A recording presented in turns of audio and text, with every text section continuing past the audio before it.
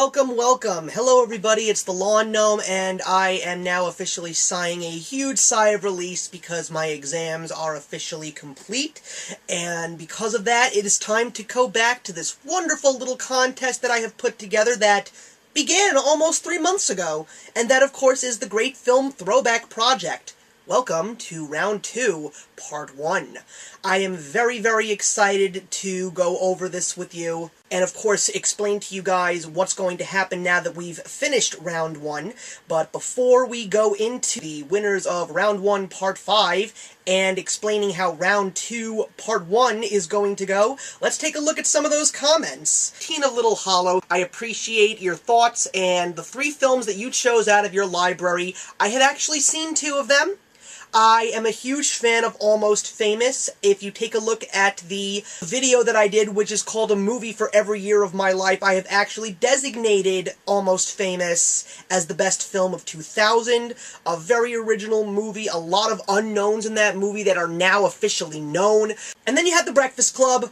If I would have actually stared in this camera and said to you guys that I have never seen The Breakfast Club, I would have expected one of you to come over to my house and slap me across the face. It's a classic. It's John Hughes, and it's one of the greatest films that discusses the diversity within teenagers in terms of high school popularity and interests. It's such a powerful movie, and sometimes it doesn't even feel like you're watching a comedy. Emilio Estevez, Molly Ringwald, Judd Nelson, Anthony Michael Hall, and Ali Sheedy. What a great movie.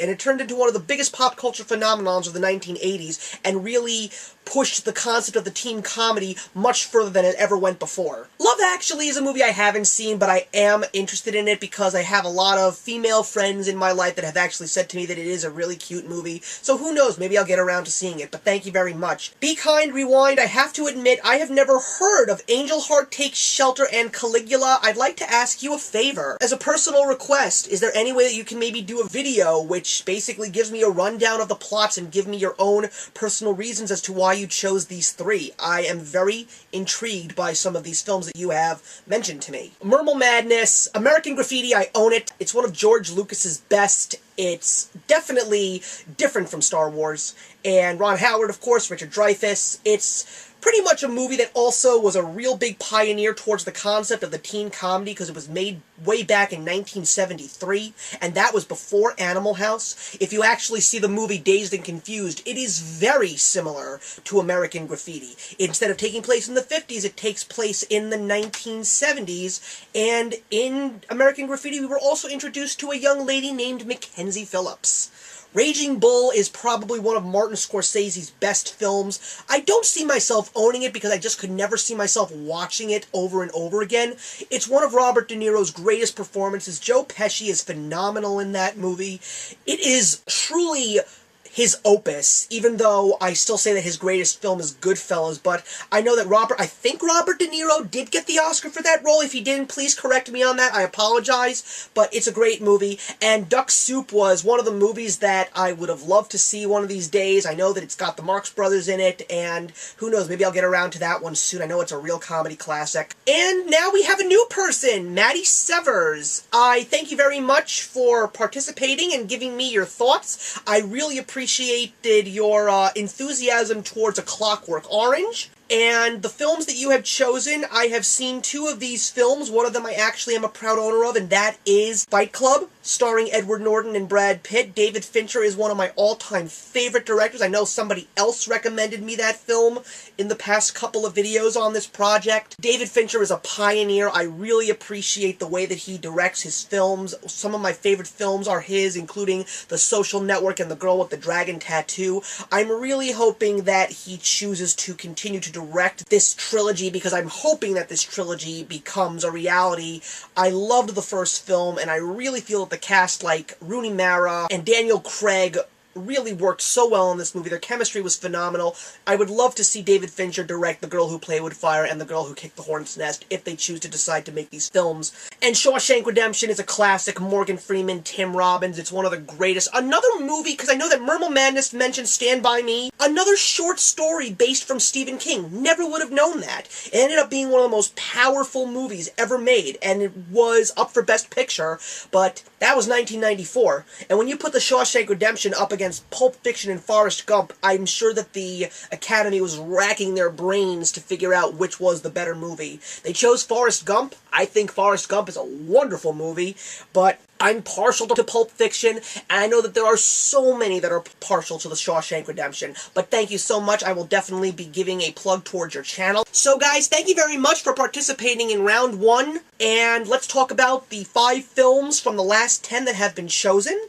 By a landslide, A Clockwork Orange, American Beauty, The Deer Hunter, The French Connection, and then I actually had to post this question on a Facebook page because there were 3 movies that were tied. They just didn't have enough votes to make the cut.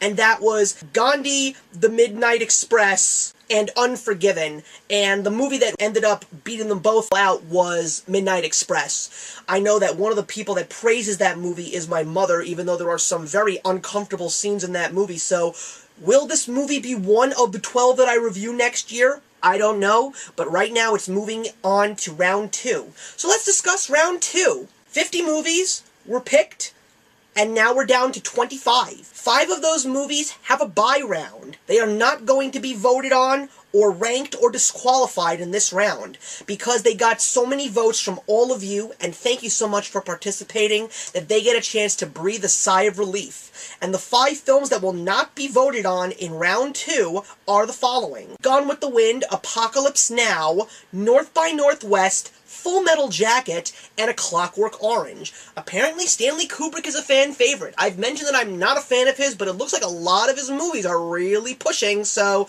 looks like I may be seeing some more Kubrick. Let's see what happens. But here's how round 2 is going to go. We've got 4 rounds, 5 movies in each round.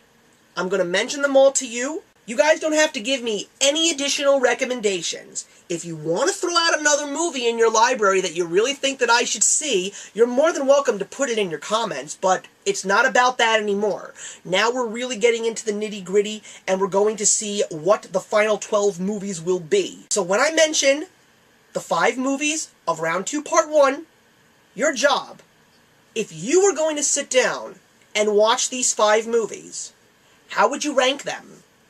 In the comments box in every part of round 2, rank all 5 of the films, from your top pick to your worst pick.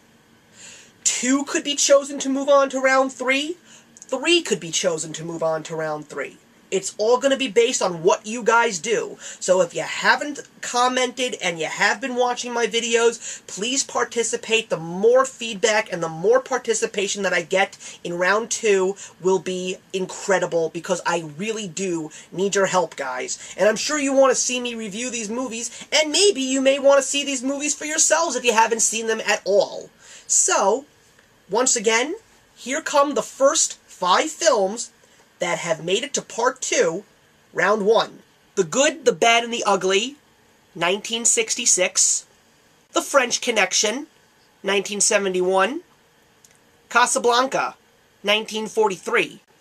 Taxi Driver, 1976. The Great Escape, 1963.